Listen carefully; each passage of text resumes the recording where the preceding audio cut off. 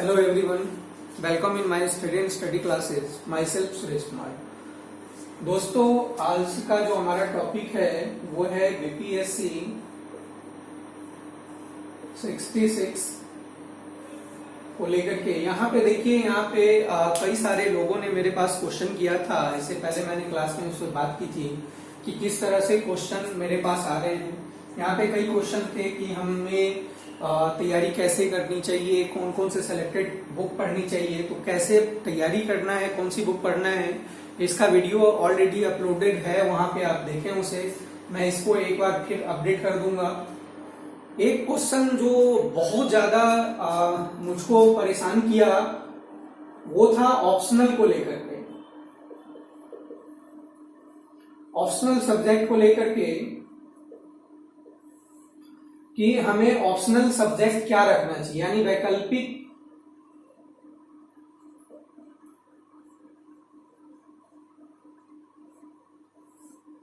वैकल्पिक विषय से संदर्भित कई सारे ऐसे क्वेश्चन आए कि क्या हमें वैकल्पिक विषय क्या लेना चाहिए।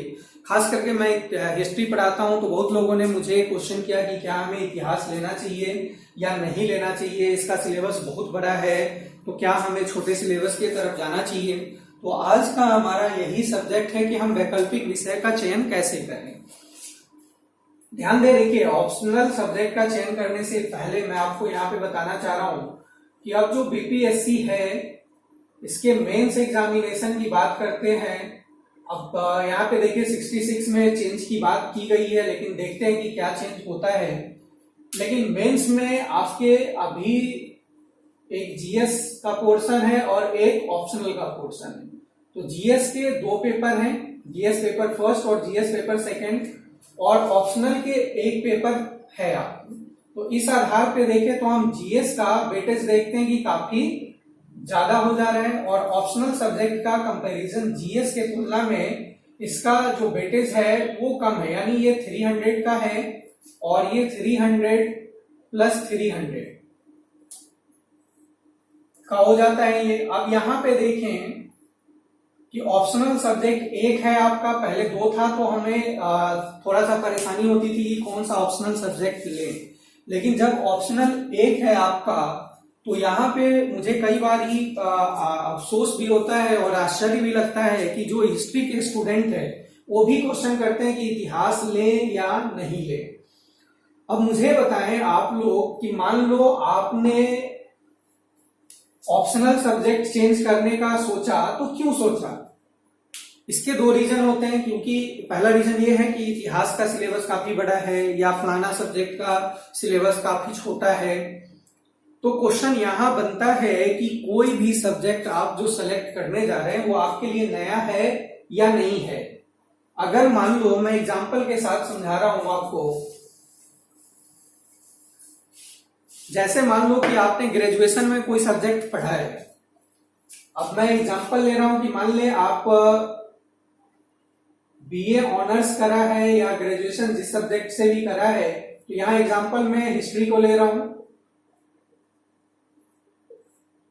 अगर आपने इतिहास को 3 साल पढ़ा है और अगर आपने एमए भी हिस्ट्री में करा है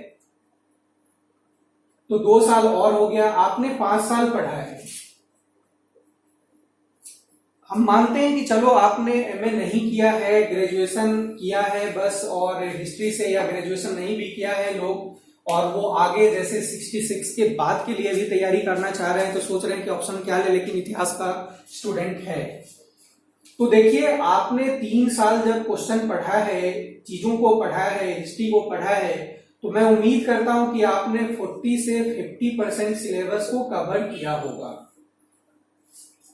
तो यहां पे क्या है कि आपने देखा कि आपके सिलेबस काफी कवर है, आपने उन्हीं चीजों को पढ़ा है जो बीपीएससी का सिलेबस है, जो आपने ग्रेजुएशन में लिया था।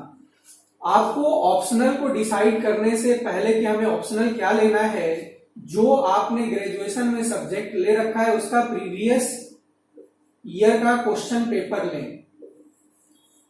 प्रीवियस ईयर का क्वेश्चन पेपर ले, मान ले जैसे आप हिस्ट्री के स्टूडेंट हैं तो हिस्ट्री के जो भी प्रीवियस ईयर के क्वेश्चन पेपर है, खास करके अगर आप पूरा ले लें तो ठीक है, नहीं तो 60, 62 से लेकर के 64 और जो 65 मेंस होने वाला है उसका भी क्वेश्चन आप देख लेंगे।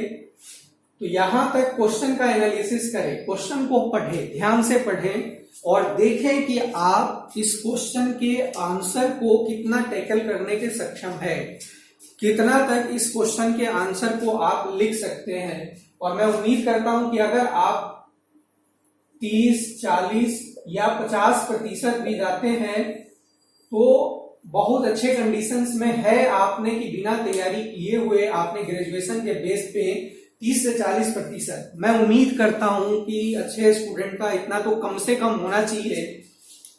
मोर देन बहुत अच्छा है, मोर देन बहुत अच्छा हो सकता है। अच्छी यूनिवर्सिटी से पढ़ने वाले जो रेगुलर क्लासेस कर रहे हैं उनका काफी अच्छा होगा। मैं ऐसा नहीं कह रहा हूं कि अच्छा नहीं है, मैं ये कह रहा हूं मैं कम से कम लेकर के चल रहा हूं आप लोगों को, ताकि यहां पे आपकी समस्या को समझा सकूं मैं।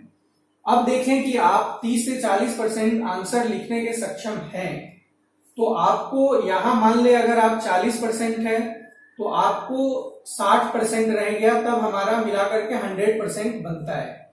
लेकिन ध्यान दे, कभी भी सिलेबस हमारा 100% कंप्लीट नहीं होता, हम 80% तक जाते हैं और 20% ऐसे ही रहता है।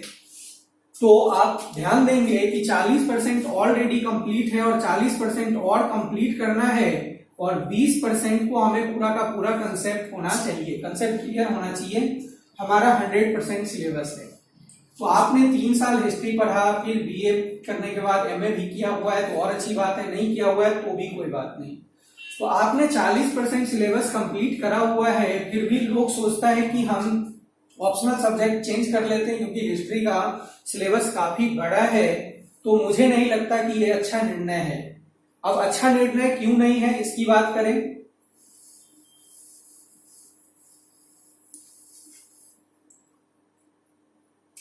सबसे पहले अच्छा निर्णय इसलिए नहीं है क्योंकि अब जो हमारा ऑप्शनल पेपर है वो केवल एक है।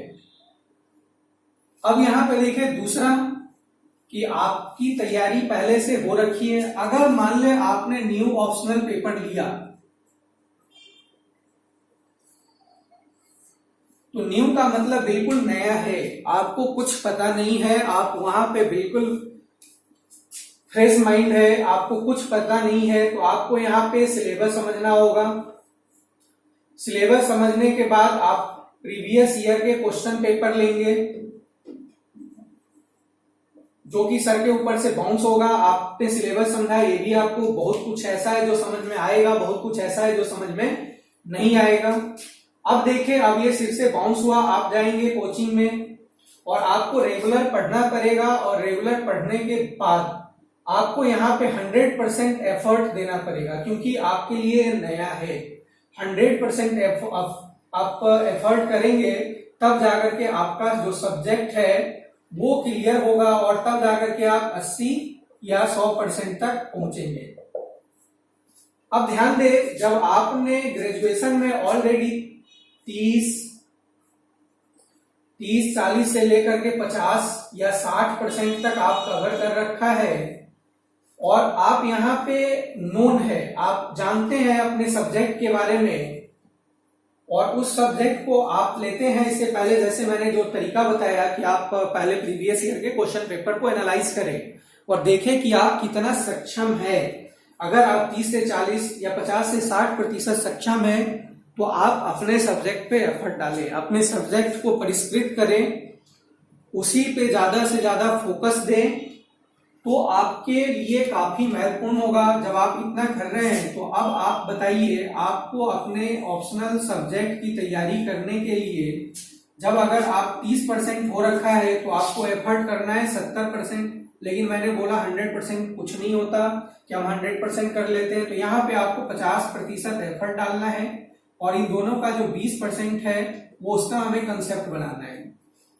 अगर आपने 50% कर रखा है तो आप सोच लें कि यहाँ पे आपको सिर्फ 50% या 40% करना है, 10% एफर्ट डालना है। तो कहने का मतलब ये है कि आपने अगर पहले ढंग से सिलेबस को, सब्जेक्ट को समझा है, पढ़ा है, तो आप क्वेश्चन पेपर लें, बैठ करके आराम से डिस्कशन करें अपने आप में कि क्या हमारे लिए ये बेहतर है, हम कितना आंसर करने के सक्षम है। अगर आप बिल्कुल ही 10% से भी नीचे आ रहे हैं, 20% से नीचे आ रहे हैं और लग रहा है कि हमें बिल्कुल नए सिरे से सोचना है, हमारे लिए इतिहास मैंने लिया लेकिन मैंने कुछ करा नहीं, या मैंने पॉलिटी लिया उसमें कुछ पढ़ा नहीं और बिल्कुल आप ग्राउंड लेवल पे आ रहे हैं, तब अगर आप सोचते हैं तो मैं कुछ नहीं कह सकता वहां पे, वो आपकी मर्जी है। लेकिन ध्यान दे, दूसरे की बात में आकर के भटकने की जरूरत नहीं है। सबसे पहले मैं ये कहूंगा, आपको डिसीजन लेना है और प्रीवियस ईयर के क्वेश्चन पेपर देखना है। अब हम क्या, जैसे एलएसडब्ल्यू का एग्जांपल लीजिए कि एलएसडब्ल्यू बहुत छोटा सब्जेक्ट है,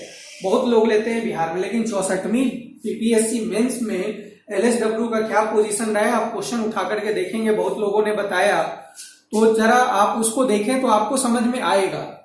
फिर आप अपने हिस्ट्री पे लें तो बहुत सारे जो हिस्ट्री के स्टूडेंट थे, और जब 2 ऑप्शनल पेपर हुआ करता था तो एलएसडब्ल्यू हिस्ट्री था, बाद में जब एक ऑप्शनल हुआ तो एलएसडब्ल्यू लिया, फिर 65वीं में हिस्ट्री पे आ गए। तो इस तरह का जो हम परिवर्तन न करें, आप एक सब्जेक्ट लेकर के चलें, आपके वो यहाँ बीपीएससी में भी काम आएगा, यूपीपीएससी में भी काम आएगा, और आईएएस के पेपर में यानी यूपीएससी के पेपर में भी एक ऑप्शनल है, वहां भी आपके काम आएगा। तो आप ऑप्शनल पेपर को डिसाइड करने से पहले इन सभी चीजों को सोच ले कि आपको कहां कहां पेपर देना है, तो ये आपके लिए काफी महत्वपूर्ण है और आगे आने वाला समय में आपके एक ही ऑप्शनल पेपर का वरीयता है। दूसरा चीज मैं बताऊंगा कि जैसे मान लो कि आपने अपने ऑप्शनल पेपर का लिया, तो ऐसा नहीं है कि वो उसका आपको जीएस पेपर में प्रॉफिट नहीं है, उसका जीएस पेपर में भी प्रॉफिट है। इन तमाम चीजों को सोच करके ही ऑप्शनल पेपर का डिसीजन लीजिए। पहले आप क्वेश्चन पेपर एनालाइज करिए, आप चाहें तो मेरे से बात कर सकते हैं, हेल्प ले सकते हैं, मैं आपकी जितना ज्यादा से ज्यादा हो सके सहायता करने के लिए तैयार रहता हूं। तो ये चीजें आप सोचें। इसके बाद आप अगर आप 66 के लिए तैयारी कर रहे हैं तो अभी से आपकी रणनीति क्या होनी चाहिए, कैसे हमें तैयारी करना है, इसका नेक्स्ट वीडियो बनाऊंगा मैं उसी पे कि हमें किस तरह से प्री और मेंस को एक साथ लेकर के चलना है, किस तरह से हमें तैयारी करनी है। Thank you everybody, thank you watching for me.